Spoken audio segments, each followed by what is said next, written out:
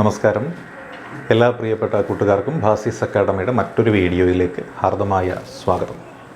നമ്മൾ ഇന്ന് പഠിക്കാൻ പോകുന്നത് ഭാരതീയ നാഗരിക് സുരക്ഷാ സംഹിത 2023 എന്ന പേരിൽ പ്രസിദ്ധപ്പെടുത്തിയിട്ടുള്ള നമ്മുടെ പഴയ നിയമമായ കോഡ് ഓഫ് ക്രിമിനൽ പ്രൊസീജിയർ 1973 അഥവാ CRPC കുറിച്ചാണ്. അപ്പോൾ ഈ CRPC പ്രകാരം അറസ്റ്റ് എന്ന് പറഞ്ഞു കഴിഞ്ഞാൽ എന്താണ് എന്ന് നമുക്കൊന്ന് മനസ്സിലാക്കാം. അറസ്റ്റ് നമ്മൾ കേട്ടിട്ടുള്ളതാണ്, അറസ്റ്റ് ചെയ്തു എന്നൊക്കെയുള്ള വാർത്തകൾ നമ്മൾ കേട്ടിട്ടുള്ളതാണ്. അപ്പോൾ എന്താണ് അറസ്റ്റ് എന്ന് നമുക്കൊന്ന് നോക്കാം അല്ലേ. അതിനെപ്പറ്റി പ്രതിപാദിക്കുന്നത് CRPC സെക്ഷൻ 41 അറസ്റ്റിനെ പറ്റി പ്രതിപാദിക്കുന്നത്. അപ്പോൾ അറസ്റ്റിനെ പറ്റി പ്രതിപാദിക്കുന്നത് CRPC സെക്ഷൻ 41 ഇത് ഭാരതീയ നാഗരിക് സുരക്ഷാ സംഹിത സെക്ഷൻ 35 പ്രതിപാദിക്കുന്നത്. അപ്പോൾ എന്തൊക്കെ കാര്യങ്ങളാണ് ഇവിടെ നമുക്ക് മനസ്സിലാക്കേണ്ടത് എന്ന് ചോദിച്ചാൽ പറയുന്ന കാര്യം ഇതാണ്: when police may arrest without warrant, അതായത് വാറൻറ്റ് ഇല്ലാതെ ഒരു വ്യക്തിയെ അറസ്റ്റ് ചെയ്യുവാനായിട്ടുള്ള സാഹചര്യങ്ങൾ എന്തെല്ലാമാണ് എന്നാണ് ഈ സെക്ഷൻ 41 പ്രതിപാദിക്കുന്നത്. അപ്പോൾ അറസ്റ്റുമായി ബന്ധപ്പെട്ടുകൊണ്ടുള്ള കാര്യങ്ങളാണ് ഇവിടെ ഉള്ളത്. അപ്പോൾ എന്തെല്ലാം കാര്യങ്ങളാണ് ഈ അറസ്റ്റുമായി ബന്ധപ്പെട്ടുള്ളത് നമുക്കൊന്ന് നോക്കാം അല്ലേ. When police may arrest without warrant, warrant കൂടാതെ ഒരു വ്യക്തി അറസ്റ്റ് ചെയ്യുന്നതുമായി ബന്ധപ്പെട്ടിട്ടുള്ള സംഭവങ്ങളാണ് ഇവിടെ ഉള്ളത്. അതെന്തൊക്കെയാണുള്ളത്? അതായത് പോലീസിൻ്റെ സാന്നിധ്യത്തിൽ അല്ലെങ്കിൽ ഒരു പോലീസുകാരൻ്റെ സാന്നിധ്യത്തിൽ ഒരു വ്യക്തി കോഗ്നിസബിൾ ഒഫൻസ് ചെയ്താൽ, അല്ലെ പോലീസിൻ്റെ സാന്നിധ്യത്തിൽ ഒരു വ്യക്തി കോഗ്നിസബിൾ ഒഫൻസ് ചെയ്ത് കഴിഞ്ഞാൽ അത് അറസ്റ്റ് എന്ന രീതിയിൽ പെടുത്തും അല്ലെ, അറസ്റ്റ് ചെയ്യാനായിട്ട് സാധിക്കും അല്ലേ.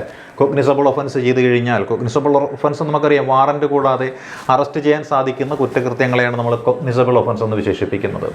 ഇനി അതേപോലെ 7 വർഷത്തെ ശിക്ഷ ലഭിക്കുവാൻ പര്യാപ്തമായ, 7 വർഷം വരെയുള്ള ശിക്ഷ ലഭിക്കുവാൻ പര്യാപ്തമായിട്ടുള്ള ഒരു കോഗ്നിസബിൾ ഒഫൻസ് ചെയ്ത് കഴിഞ്ഞാൽ അയാളെ നമുക്ക് എന്ത് ചെയ്യാൻ പറ്റും? വാറൻറ്റ് കൂടാതെ അറസ്റ്റ് ചെയ്യുവാനായിട്ട് സാധിക്കുന്നതാണ്. ഇനിയോ എന്ത് സാഹചര്യങ്ങളിൽ ഓരോ വ്യക്തിയെയും നമുക്ക് അറസ്റ്റ് ചെയ്യാൻ സാധിക്കും? അതായത് ഒരു വ്യക്തി കൂടുതലായിട്ട് കുറ്റം ചെയ്യാൻ സാധ്യതയുണ്ടെന്ന് കണ്ടു കഴിഞ്ഞാൽ അത്തരത്തിൽ കുറ്റകൃത്യങ്ങൾ ചെയ്യുന്നതിൽ നിന്ന് അയാളെ വിലക്ക് ചെയ്യാനായിട്ട് നമുക്ക് എന്ത് ചെയ്യാൻ പറ്റും? അറസ്റ്റ് ചെയ്യാൻ പറ്റും. അപ്പോൾ കൂടുതൽ കുറ്റം ചെയ്യുന്നതിൽ നിന്ന് തടയുന്നതിന് ചെയ്യാൻ പറ്റും. പിന്നെയോ കൂടുതൽ അന്വേഷണത്തിന് വേണ്ടിയിട്ട്, അതായത് കൂടുതലായിട്ട് അന്വേഷണം നടത്തണം, അതായത് ഒരു കുറ്റവുമായി ബന്ധപ്പെട്ടുകൊണ്ട് ഒരു വ്യക്തിക്കെതിരെ കൂടുതലായിട്ട് അന്വേഷണം നടത്താൻ വേണ്ടിയിട്ട്. ഇനിയോ തെളിവ് നശിപ്പിക്കാനോ കൃത്രിമം കാണിക്കാനോ സാധ്യതയുണ്ട് എന്ന് കണ്ടു കഴിഞ്ഞാൽ, അതായത് പുറത്തിരിക്കുന്നൊരു വ്യക്തി എന്ത് ചെയ്യുന്നു? തെളിവ് നശിപ്പിക്കുകയോ അതേപോലെ തന്നെ എന്തെങ്കിലും കൃത്രിമം കാണിക്കുകയോ സാധ്യതയുണ്ടെന്ന് കണ്ടു കഴിഞ്ഞാൽ എന്ത് ചെയ്യാൻ പറ്റും? ഈ പറയുന്ന ആളിനെ അറസ്റ്റ് ചെയ്യുവാനായിട്ട് സാധിക്കും. ഇനിയോ തെളിവ് വെളിപ്പെടുത്താതിരിക്കാനായിട്ട് ഈ വ്യക്തിയെ മറ്റാരെങ്കിലും വന്ന് സ്വാധീനിച്ച് ആ കുറ്റത്തിൻ്റെയോ കുറ്റകൃത്യത്തിൻ്റെയോ സ്വഭാവം തന്നെ ഇല്ലാതാക്കുമെന്ന് കണ്ടു കഴിഞ്ഞാലും അത് ഒഴിവാക്കാൻ വേണ്ടിയിട്ട് അയാളെ എന്ത് ചെയ്യാൻ പറ്റും? നമുക്ക് അറസ്റ്റ് ചെയ്യാനായിട്ട് സാധിക്കും. ഇനി അറസ്റ്റ് ചെയ്ത വ്യക്തിയെ ആവശ്യമായ സമയത്ത് കോടതിയിൽ ഹാജരാക്കാൻ കഴിയുകയില്ല എന്ന് ബോധ്യപ്പെട്ട് കഴിഞ്ഞാൽ, അത് ഒരു വ്യക്തി അറസ്റ്റ് ചെയ്തു, അയാളെ ആവശ്യമായ സമയത്ത് എന്ത് ചെയ്യാൻ സാധിക്കില്ല? കോടതിയിൽ ഹാജരാക്കാൻ സാധിക്കില്ലെന്ന് കണക്കാക്കുക. അങ്ങനെയാണെങ്കിൽ എന്ത് ചെയ്യാൻ പറ്റും? ആ വ്യക്തിയെ CRPC സെക്ഷൻ 41 പ്രകാരം അറസ്റ്റ് ചെയ്യുവാനായിട്ട് സാധിക്കുന്നതാണ്. ഇനി വീണ്ടും നോക്കിയാലോ, CRPC അതേപോലെ തന്നെ ഭാരതീയ നാഗരിക് സുരക്ഷാ സംഹിത ഇപ്രകാരമുള്ള സർക്കാർ ഉത്തരവ് പ്രകാരം ഒരു വ്യക്തി കുറ്റക്കാരനാണെന്ന് വിളംബരം ചെയ്തു കഴിഞ്ഞാൽ അത്തരത്തിലുള്ള വ്യക്തിയെയും വാറൻറ്റ് നോക്കാതെ പിടിച്ച് എന്ത് ചെയ്യാൻ പറ്റും? അറസ്റ്റ് ചെയ്യുവാനായിട്ട് സാധിക്കും. ഇനി കളവ് മുതലോ മോഷണം മുതലോ ഒരു വ്യക്തി കൈവശം വയ്ക്കുന്നുണ്ട് എന്ന് ഉത്തമ ബോധ്യമുണ്ടെങ്കിൽ അയാളെയും എന്ത് ചെയ്യാൻ പറ്റും? വാറൻറ്റ് കൂടാതെ അറസ്റ്റ് ചെയ്യുവാനായിട്ട് സാധിക്കും. ഇനി പോലീസിൻ്റെ കസ്റ്റഡിയിലുള്ളൊരു വ്യക്തി കസ്റ്റഡിയിൽ നിന്ന് രക്ഷപ്പെടുവാനായിട്ട് ശ്രമം നടത്തി കഴിഞ്ഞാൽ അയാളെയും വാറൻറ്റ് കൂടാതെ അറസ്റ്റ് ചെയ്യുവാനായിട്ട് സാധിക്കുന്നതാണ്. വീണ്ടും നോക്കിയാൽ സായുധ സേനയിൽ നിന്നും ഒരു വ്യക്തി ഒളിച്ചോടി.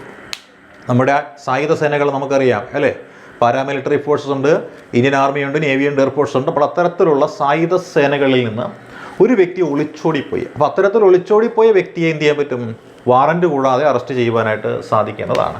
ഇനി ഒരു വ്യക്തി കുറ്റം ചെയ്തത് ഇന്ത്യക്ക് വെളിയിൽ വെച്ചിട്ടാണ് കുറ്റം ചെയ്തത് എന്നുണ്ടെങ്കിലും ആ കുറ്റകൃത്യത്തിന് നിദാനമായിട്ടുള്ള ആ വ്യക്തി ഇന്ത്യയിൽ എത്തിക്കഴിഞ്ഞാൽ അയാൾക്കെതിരെ എന്ത് ചെയ്യാൻ പറ്റും? നമുക്ക് അറസ്റ്റ് ചെയ്യാനായിട്ട് സാധിക്കുന്നതാണ് അല്ലേ.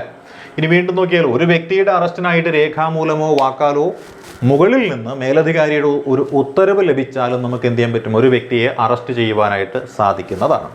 ഇതാണ് CRPC സെക്ഷൻ 41 അതല്ലെങ്കിൽ ഭാരതീയ നാഗരിക് സുരക്ഷാ സംഹിത സെക്ഷൻ 35 പ്രകാരം അറസ്റ്റ് എന്ന നിർവചനത്തിൽ പെടുന്ന കാര്യങ്ങൾ.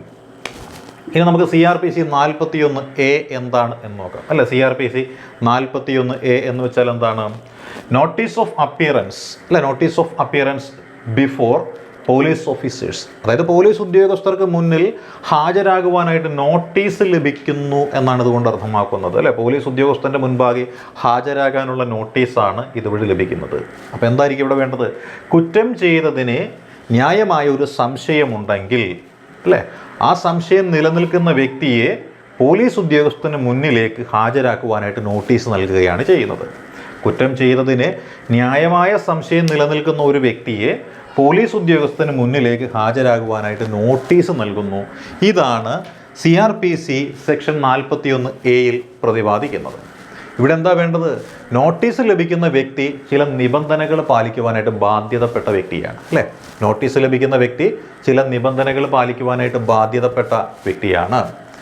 ആ ബാധ്യതകൾ അല്ലെങ്കിൽ ആ നിബന്ധനകൾ അയാൾ പാലിച്ചില്ലെന്നുണ്ടെങ്കിൽ അയാൾ എന്ത് ചെയ്യാൻ പറ്റും? അറസ്റ്റ് ചെയ്യും.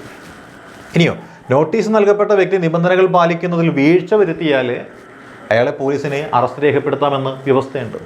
ഇനി അതേപോലെ തന്നെ 60 വയസ്സിന് മുകളിൽ പ്രായമുള്ള, അതേപോലെ തന്നെ മറ്റേതെങ്കിലും ഗുരുതരമായ രോഗബാധയൊക്കെയുള്ള ആളുകൾക്ക് 3 വർഷത്തിൽ താഴെയുള്ള തടവ് ശിക്ഷയുമായി ബന്ധപ്പെട്ടിട്ടുള്ള കേസിൻ്റെ മേൽ അറസ്റ്റ് ചെയ്യാനോ വിചാരണ ചെയ്യാനോ ആണ് ഉണ്ടെങ്കിൽ അവർ DYSP റാങ്കിന് മുകളിലുള്ള ഉദ്യോഗസ്ഥൻ്റെ നിർദ്ദേശപ്രകാരം മാത്രമേ എന്ത് ചെയ്യാൻ പാടുള്ളൂ? അറസ്റ്റ് ചെയ്യുവാനായിട്ട് പാടുള്ളൂ, അല്ലെങ്കിൽ വിളിച്ചു വരുത്തുവാനായിട്ട് പാടുള്ളൂ എന്ന് സെക്ഷൻ 35 സബ് ക്ലോസ് 7 പ്രതിപാദിക്കുന്നുമുണ്ട്. ഇനി CRPC സെക്ഷൻ 41B ഉണ്ട്, അല്ലേ? CRPC സെക്ഷൻ 41B എന്താണ്? CRPC സെക്ഷൻ 41B ഭാരതീയ ന്യായ സംഹിതയിലെ സെക്ഷൻ 36 ഇത് തന്നെയാണ് പ്രതിപാദിക്കുന്നത്. എന്താണ് പ്രതിപാദിക്കുന്നത്? Procedure of arrest and duties of officers. Arrest ചെയ്യാൻ വരുന്ന ഉദ്യോഗസ്ഥരുടെ ചില ഡ്യൂട്ടികളാണ് അവിടെ പ്രതിപാദിക്കുന്നത്, അല്ലേ? അതെന്ത് വേണം? അവരുടെ നെയിം പ്ലേറ്റ് വ്യക്തമായി കാണുന്ന രീതിയിൽ ഉണ്ടാവണം. അറസ്റ്റ് ചെയ്യാൻ വരുന്ന ഓഫീസറുടെ നെയിം പ്ലേറ്റ് അവിടെ വ്യക്തമായിട്ട് ഉണ്ടാവണം. പിന്നെയോ, അറസ്റ്റിൻ്റെ മെമ്മോറാണ്ടം അവിടെ കൊണ്ടുവന്നിരിക്കണം. അറസ്റ്റ് ചെയ്യാനുള്ള മെമ്മോറാണ്ടം അവിടെ ഉണ്ടാവണം. പിന്നെയോ, അറസ്റ്റ് ചെയ്യുന്നത് സാക്ഷ്യപ്പെടുത്താനായിട്ട് കുടുംബത്തിലെ ഒരു അംഗം, അതല്ലെങ്കിൽ പ്രദേശവാസി, അതല്ലെങ്കിൽ അവിടെയുള്ള ഏതെങ്കിലും പ്രദേശത്തെ കണ്ടാൽ തെറ്റിദ്ധരിക്കുന്ന മാന്യനെന്ന് തോന്നുന്ന ഒരു വ്യക്തിയും അവിടെ ഉണ്ടായിരിക്കണം. ആ അറസ്റ്റ് മെമ്മോറാണ്ടം രേഖപ്പെടുത്തുവാനായിട്ട്, സാക്ഷ്യപ്പെടുത്തുവാനായിട്ട് ഉണ്ടായിരിക്കണം. പിന്നെയോ, അറസ്റ്റ് ചെയ്യപ്പെടുന്ന വ്യക്തിയെ കൊണ്ട് മെമ്മോറാണ്ടത്തിൽ ഒപ്പുവയ്പ്പിക്കണം. പിന്നെയോ, ബന്ധു അയാളെ അറസ്റ്റ് ചെയ്യുന്ന സമയത്ത് അവിടെ വേറെ ആരും ഇല്ല എന്നുണ്ടെങ്കിൽ അയാൾക്ക് അയാളുടെ വേണ്ടപ്പെട്ട ബന്ധുവിനെ ഈ അറസ്റ്റിൻ്റെ വിവരം അറിയിക്കുവാനുള്ള വ്യവസ്ഥയും കൂടി ഉൾപ്പെടുത്തിയിരിക്കണം എന്നാണ് പറയുന്നത്. അപ്പോൾ ഇതാണ് നമ്മൾ ഈ അറസ്റ്റുമായി ബന്ധപ്പെട്ടുകൊണ്ട് അത്യാവശ്യം അറിഞ്ഞിരിക്കേണ്ടുന്ന കാര്യങ്ങൾ. അപ്പോൾ ഈ കാര്യങ്ങളെല്ലാം എല്ലാവർക്കും മനസ്സിലാക്കാൻ സാധിക്കുന്നു എന്ന് വിശ്വസിച്ചുകൊണ്ട് നിർത്തുന്നു. All the best.